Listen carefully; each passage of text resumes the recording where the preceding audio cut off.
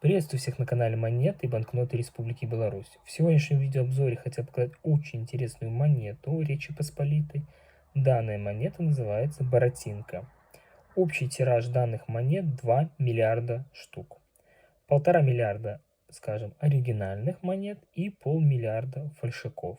Поэтому среди таких вот интересных монет могут попадаться достаточно очень интересные браки в связи с такими большими тиражами. Давайте рассмотрим у нас аверс. Аверс у нас отсутствует, так скажем, инкузный брак.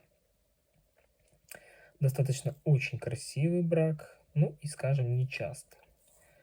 Вот такая интересная монета сегодня у нас была на обзоре. Возможно, это фальшак, точно не скажу.